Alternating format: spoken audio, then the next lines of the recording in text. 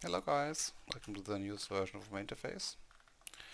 I'm really excited about this one because I've added a bunch of whole cohesiveness to the add-on or to the UI design, especially with those edges and those colors, those gray colors. You can find them everywhere in the UI, at the map, at the chat frame, here obviously at the action bar, and also at the new unit frames.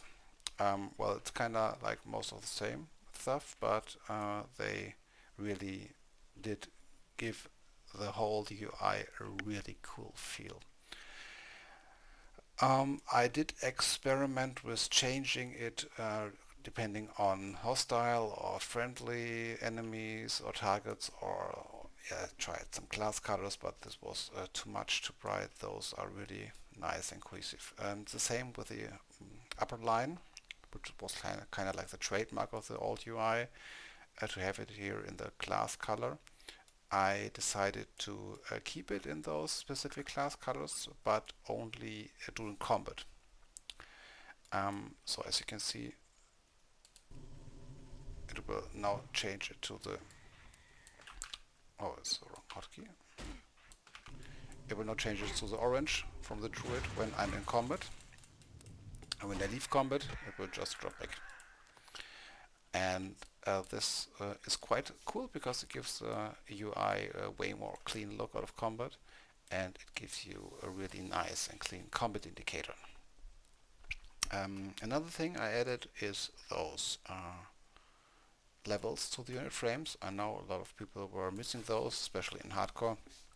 I for myself always look at the tooltip instinctively, but not everyone does that, so, or even at the nameplate, but with only 20 yards it's totally reasonable to edit here. And as you can see, it's in the same place where the HP percent is located. It's the same for my player as well, but when the percent of HP drops below 100%, it will just hide the level and show the percentage of the HP instead. So as you can see here, it will now change it from 2 to the percent. And I think it's a pretty cool indicator. It also has this color. If it's like an orange or red mob, it will show it in the specific color. Okay, so one of the other coolest things you can do now is like change the indicators. Pretty simple. I did clean it up a lot. Let me just show you in the weak hours. So first of all, and another thing is you can easily resize the action bars, because I know a lot of people are used to play with multiple action bars, so I added a support for that. I will show you that in a bit as well. First things first, I have added the main bar. This is a main bottom frame which has an anchor frame, and this anchor frame can be resized. So let me just show you. Activate Druid.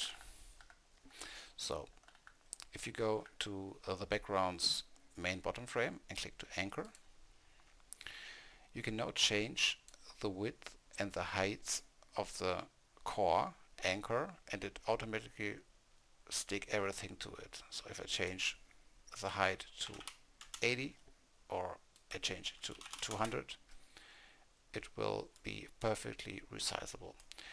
As you can see here, there are missing some textures at the edge. This is only because if you really want a really big bottom action bar, you can then activate this group, which is called activate only if you need more action button rows. As you can see here, it will then fill in the gaps. Otherwise, just don't load it. If you don't know how to load or deload or unload weak hours, you just click on the group and then on the load tab. And then you can click never check it or uncheck it. It doesn't matter for the weak hour options. When you have it open, it will just simulate it, but you have to click it if you want to have it when without weak hours or with weak hours closed. So we don't need that right now. You can obviously resize the anchor in height and in width. So if you want something smaller, no problem. If you want something bigger, it's easily achievable with everything here.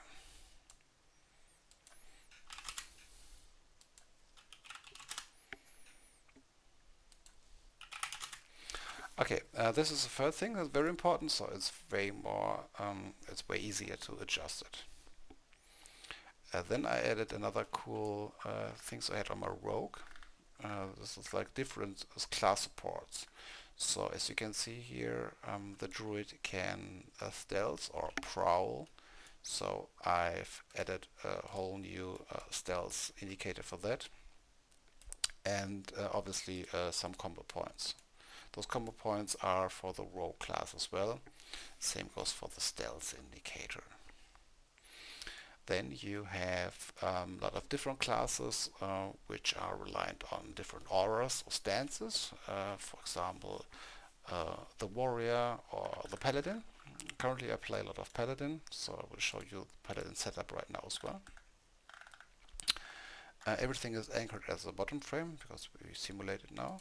And then we go to paladin, and for example, if I have the retribution aura, it will show the icon I created for the retribution aura, and then like the gray text, and it will go to the color of the icon when I am in combat. So same goes here for concentration or for shadow resistance, devotion, or what have you.